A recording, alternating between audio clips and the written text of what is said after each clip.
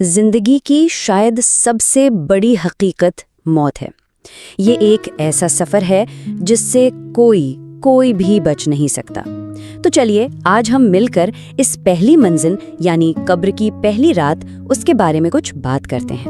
بس ایک لمحے کے لیے سوچیں، ذرا تصور کریں کہ کیا ہو اگر آج ہماری زندگی کا آخری دن ہو، جب اپنے ہی ہمیں قبر میں اتار کر مٹی ڈال کر ہمیشہ کے لیے چلے جائیں گے، اور اس اندھیرے میں، اس گہرائی میں انسان بالکل اکیلا تنہا رہ جاتا ہے۔ ہاں، وہاں نہ کوئی دوست، نہ خاندان کا کوئی فرد، بس انسان اور اس کے اعمال۔ یہی تو وہ لمحہ ہے جہاں دنیا کا سارا شور، سب کچھ ختم ہو جاتا ہے اور آخرت کا ایک نہ ختم ہونے والا سفر شروع ہوتا ہے۔ تو یہ ہے جدائی کا دن۔ دیکھیے، اسلامی نقطہ نظر سے موت زندگی کا اختتام نہیں، بالکل نہیں، بلکہ یہ تو ایک بالکل نئے اور ہمیشہ رہنے والے سفر کا آغاز ہے۔ اور اس نئے سفر کا سب سے پہلا سٹاپ، سب سے پہلی منزل وہ ہے قبر۔ سمجھیں کہ یہ دنیاوی زندگی اور آخرت کے درمیان کا ایک سٹیشن ہے جہاں سے آگے کا سفر طے ہوتا ہے۔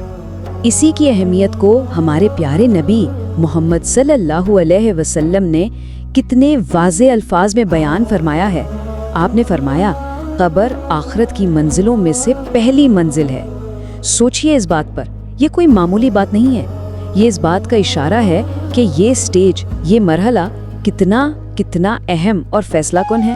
اب آتے ہیں پہلے سوالات۔ تصور کیجئے جب آخری انسان کے قدموں کی آہٹ بھی دور جا کر ختم ہو جاتی ہے اور وہ گہری وزنی تنہائی چھا جاتی ہے، اس وقت دو فرشتے منکر اور نکیر تشریف لاتے ہیں اور وہ آتے ہیں پہلے اور سب سے اہم سوالات پوچھنے کے لیے۔ یہ تین سوال دیکھنے میں تو بہت سیدھے سادے لگتے ہیں، لیکن اصل میں یہ کائنات کے سب سے گہرے سوالات ہیں۔ پہلا سوال، تمہارا رب کون ہے؟ دوسرا، تمہارا دین کیا ہے؟ اور تیسرا، تمہارے نبی کون ہے؟ اور بات سیدھی سی ہے، جس نے اپنی زندگی ان جوابات کے مطابق گزاری، جس نے ان سچائیوں کو جیا، اللہ اسے ثابت قدمی دے دیتا ہے اور وہ ان سوالوں کے جواب پورے یقین سے دے پاتا ہے۔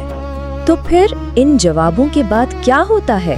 یہاں سے راستہ دو طرف جاتا ہے، ایک باغ یا ایک گڑھا۔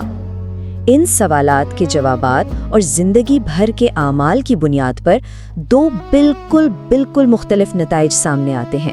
قبر یا تو جنت کا باغ بن جاتی ہے یا پھر ایک خوفناک گڑھا۔ اگر انسان نیک ہو تو اس کی قبر حد نگاہ تک کھول دی جاتی ہے، روشن کر دی جاتی ہے۔ وہ جنت کے باغوں میں سے ایک باغ بن جاتی ہے جہاں قیامت تک صرف سکون اور آرام ہے۔ لیکن اگر معاملہ اس کے برعکس ہو تو قبر اتنی تنگ ہو جاتی ہے، اتنی تنگ کہ پسلیاں ایک دوسرے میں گھس جاتی ہیں اور انسان کو وہاں صرف اور صرف شدید پچھتاوے اور مایوسی کے سوا کچھ محسوس نہیں ہوتا۔ چلیے آخرت کے ان مناظر سے واپس آج کے اس لمحے میں آتے ہیں، کیونکہ یہاں ابھی ہمارے پاس وقت باقی ہے۔ جہاں پچھتاوا اتنا طاقتور احساس ہے، وہاں اچھی بات یہ ہے کہ ہمارے پاس ابھی بھی اس سے بچنے کا موقع ہے۔ تو پھر سوال یہ ہے کہ آخر قبر میں انسان کا سب سے بڑا پچھتاوا ہوتا کیا ہے؟ یہ ایک ایسا سوال ہے جس کا جواب شاید ہم سب کو اپنی زندگی کے ہر دن، ہر لمحے میں تلاش کرنا چاہیے۔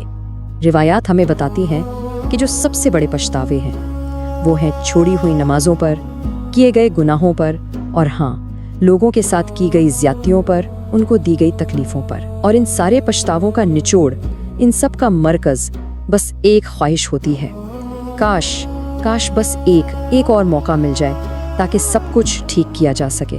لیکن سب سے اہم بات، سب سے خوبصورت بات، وہ موقع جس کے لیے قبر والے ترستے ہیں، وہ آج ہمارے پاس ہے۔ ابھی اسی لمحے میں ہمارے لیے ابھی وقت ہے۔ تو کیا کرنا ہے؟ آئیے نماز قائم کریں، اپنے گناہوں سے آج ہی سچی توبہ کریں اور اللہ کی مخلوق کے ساتھ حسن سلوک کریں، کیونکہ یاد رکھیے یہی وہ اعمال ہیں جو قبر کے اندھیرے کو روشنی میں بدل سکتے ہیں۔ آخر میں ہم سب مل کر اللہ سے دعا کرتے ہیں، اے اللہ، ہماری قبروں کو جہنم کے گڑھوں میں سے گڑھا نہ بنانا، بلکہ جنت کے باغوں میں سے ایک باغ بنا دے۔ آمین۔ اللہ ہم سب کو اس پر عمل کرنے کی توفیق عطا فرمائے۔